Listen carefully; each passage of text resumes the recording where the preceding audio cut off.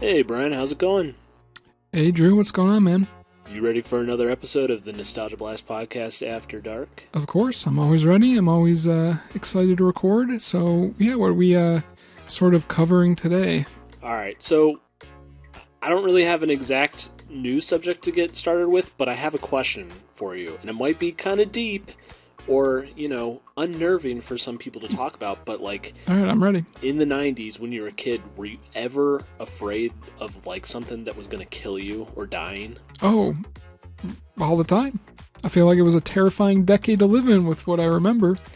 Do you have any examples of like what just name one thing that You know, terrified the you? first thing that comes to mind is killer bees.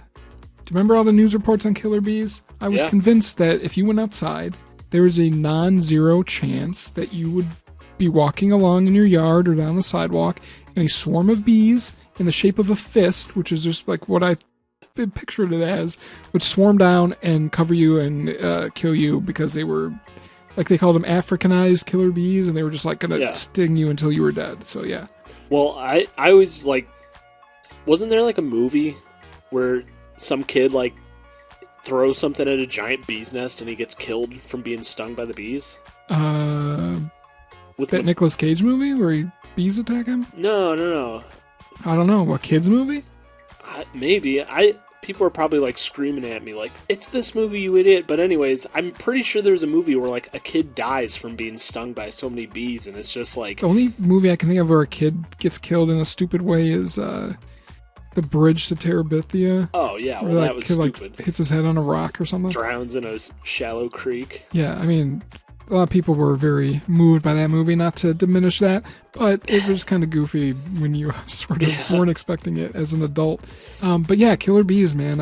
I had a lot of books as a kid that talked about, like, they were like short stories of like animal attacks, like Mhm. bear attacks, shark attacks, and there was always stories about killer bees. Well, you were always big into those survival guides too. Yeah, well, I'm what do you sh- think? What do you think spurred that on? I would thought Yeah. bees were gonna kill me. I had to be ready. I had to be prepared. Yeah. And another like thing besides bees that falls under that survival guide territory was like something that was always in cartoon shows or just like action shows period was like quicksand. It's like Yeah, I thought quicksand was like all over the place. yeah. I thought like you were just gonna be walking your yard one day and like there was gonna be a quicksand pit and you had to know not to struggle.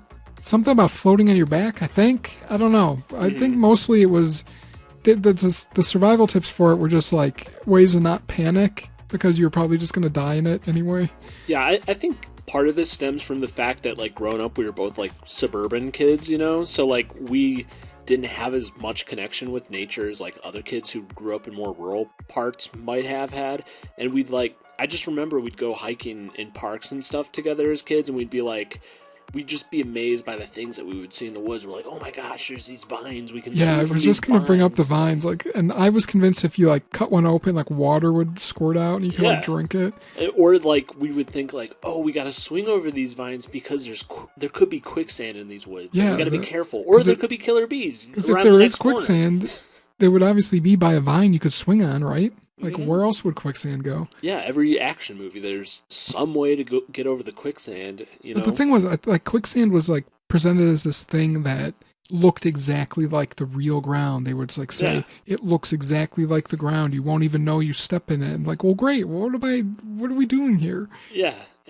And like we've encountered quicksand a total of 0 times in our lives, so it's like we had all of this like this terror pumped into us from our television shows, and it was all Yeah, I for think the nothing. closest I ever came to sinking in something was like I was at by like a pond or something, and there was like a boggy area, and I Mhm. stepped in the wrong place and like went down to like my knee and like really gross mud, but that was it. Yeah. I just pulled it out, and I was, I kind of had a dirty leg, but I wasn't drowning in quicksand. The worst thing I remember was running in some like really wet turf. It was like I think my sister was playing a softball game or something like that, and I had these like really nice white tennis shoes that I was like super.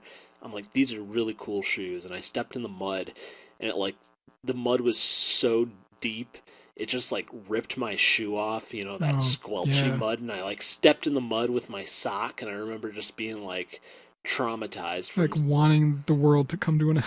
Yeah, because like you get mud on your sock, and then you're like, I gotta put this back in my shoe. Yeah, Like, well, and then there's also probably that little fear of, oh, my parents are going to be pissed that I ruined my shoe. yeah, I'm pretty sure they weren't happy with me, but I was so young. I was probably like 5 years old or something like that, and they're like, boys will Yeah, be we boys. shouldn't have bought him white shoes, I guess. Yeah, exactly.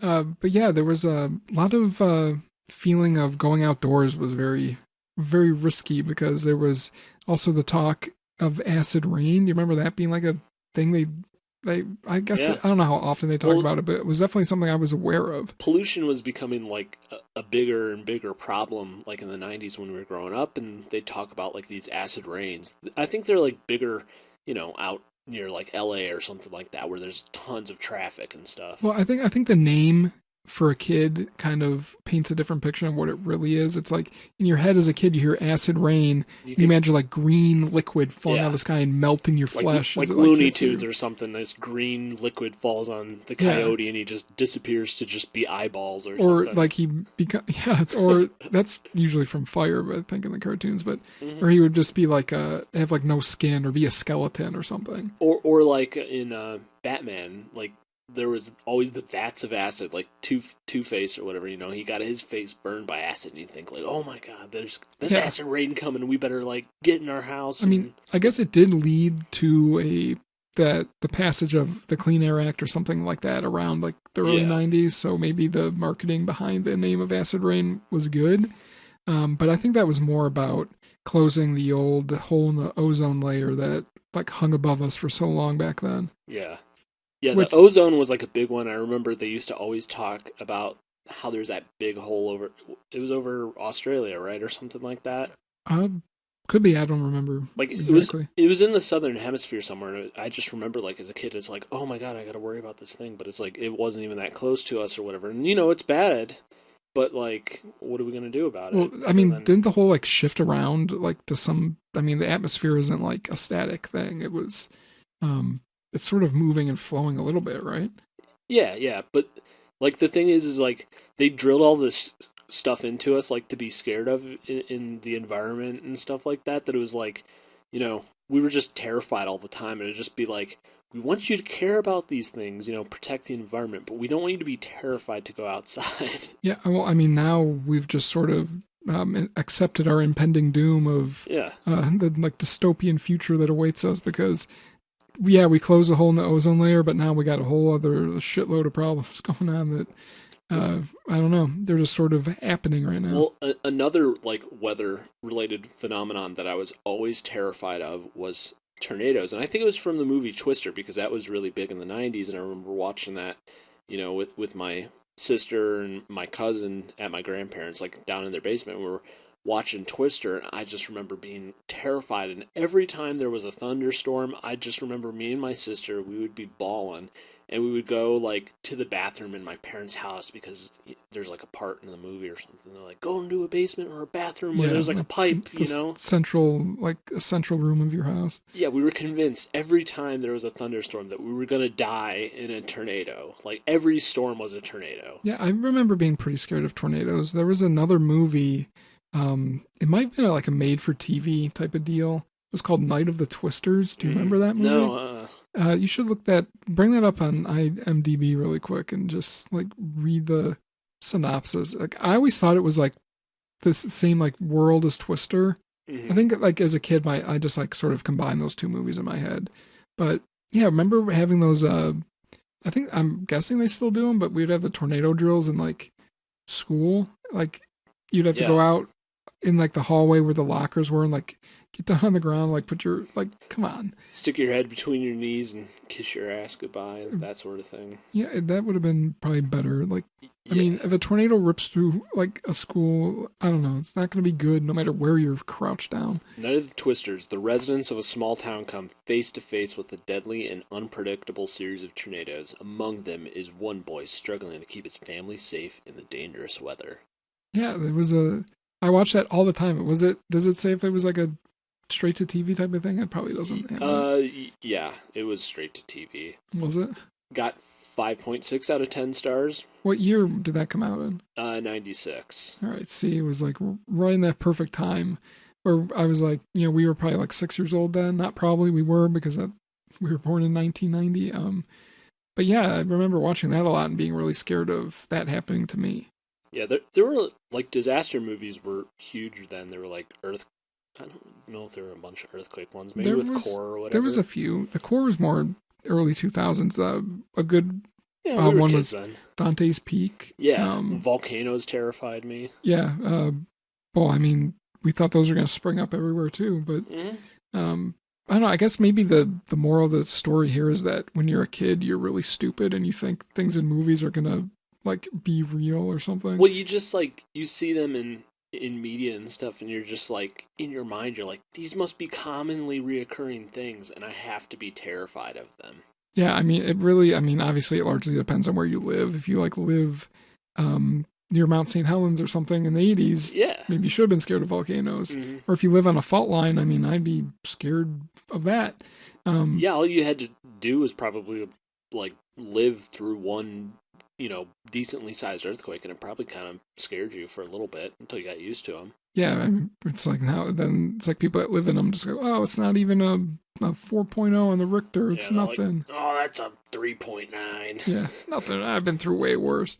Yeah. But I think maybe as a kid you just aren't as aware of like geographical things where you're just assuming outside is outside and anything could happen Mhm. anywhere, but really there's only limited places. I mean, tornadoes don't happen everywhere. Volcanoes, you got to sort of live by a volcano. There's Yeah. not fault lines everywhere, so I feel like we live in a pretty safe, environmentally safe area of the country. Yeah, I mean, we're in the Midwest, so like, But you not. But we're in like the East Midwest, where they're like we're not in like we're not, Tornado Alley. no, we're like, we have like a secondary tornado alley here, but it's not like as nearly close to as bad as like, down by Texas, Oklahoma Yeah, area we're not or getting any Iowa. F5 like giant tornadoes ripping apart our towns. Yeah, like the worst weather we ever have to deal with is like our winters, and that's about it, I really. mean, winter really isn't like winter is more of like an endurance test than a Yeah. like natural disaster that's gonna kill you instantly. It's like testing your sanity basically for 3 months or longer sometimes. I was gonna say 3 months. What winter are you going through? Well, I mean, it doesn't really start snowing until Well, after I mean, if we're Christmas. classifying winter as only snow, then yeah. But if we're talking just cold weather, Yeah, we're yeah. talking 6 months at See, I least. like the cold. You're completely I different from you. Love the heat. I need to live on like the equator or something. Yeah. Um, but yeah, so there were a lot of those things. Another thing that I think a lot of kids in the 90s can relate to being afraid of was randomly catching on fire Yeah. because they drilled it into a stop, drop, and roll, Well, which I get now is like if you're in the kitchen and your like shirt catches on fire or something. But I feel like stop, drop, and roll really only comes into play if you're completely engulfed in fire. well, I just also remember like there'd be those Discovery Channel shows where they'd talk about like human combustion and Yeah, stuff like that. I remember like thinking like, is this real? Like there's a chance I might just combust. Yeah, it was like things like that you were just terrified of as a kid, and then as an adult, you're just like, if I combust into flames at a moment's notice, like I can't control it. It's just gonna happen. Like, why should I be terrified of it? It seemed like it always happened to like old rich guys in their big like velvet wingback chairs, and Mhm. all they find the next morning is like a pile of soot or whatever. And their slippers or yeah, something. and their pipe in like the pile or something. Yeah. Like I think what it was um it was the like how or how common smoking was, and then these Oh guys yeah. would like fall asleep, and maybe they were drinking too or something. I don't know. I just Mhm. feel like that's probably sort of where that comes from. But Yeah. yeah, we had to learn stop. I don't. Did we have drills to do that? Did we actually have to do it, or did they just tell us this is what you do? I remember in like Cub Scouts we would talk about it, and I think we actually practiced it one time where they're like to like make sure we were doing it right, because it's like you could say what to do, but it was like Yeah. actually seeing that we knew what to do or Well, whatever. I feel like your Cub Scout leader should have lit himself on fire and proved that it works. Yeah. How are you supposed to trust him otherwise? It's like, I don't trust this advice you're giving us. Let's see it in action. But yeah, another thing with fires is I remember like growing up as a kid where my parents would at least my parents did this. They would kind of like practice. This was when we were really young. We would practice like what we would do if there was a fire in our house, where we would be like, Is this the house before you moved? it might have I think we Both. did it at both. So Okay. like we would like my dad would ask me like, what do you do?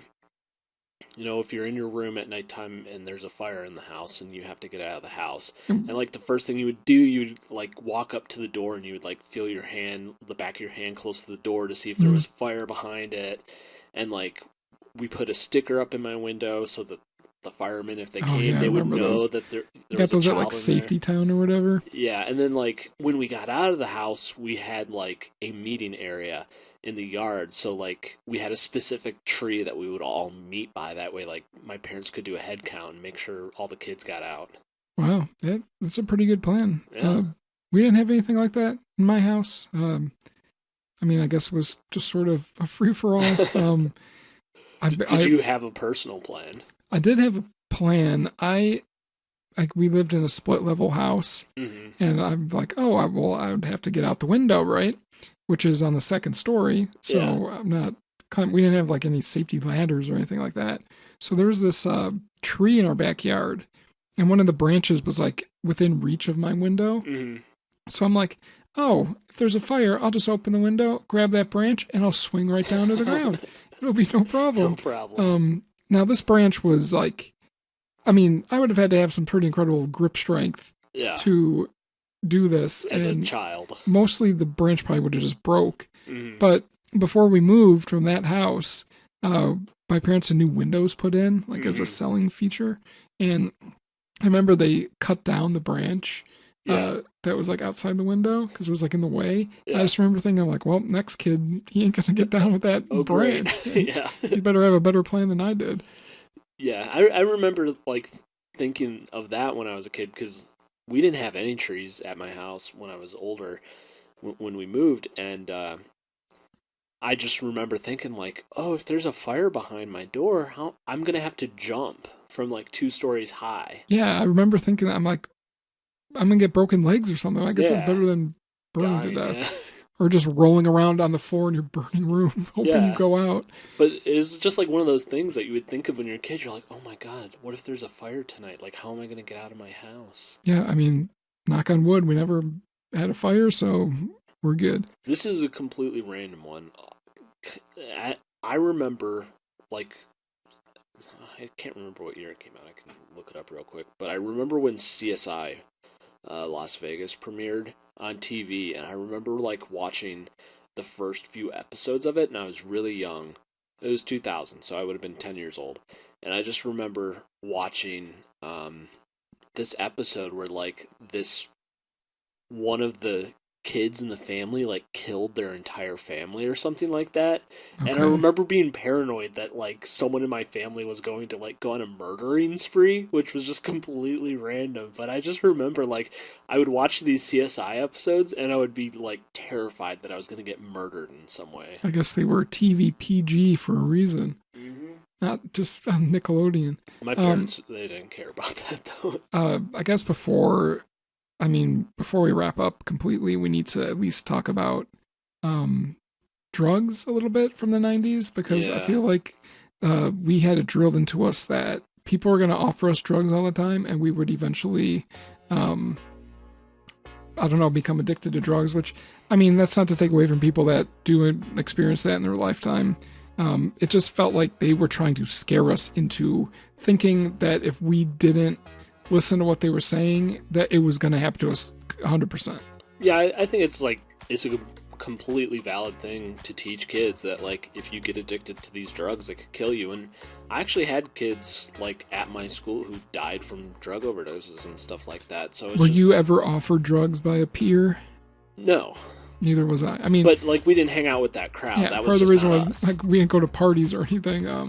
But still, I don't think they made it seem like everybody was like shooting up heroin and stuff all the time, and Mhm. they just I don't know. I just remember those school assemblies.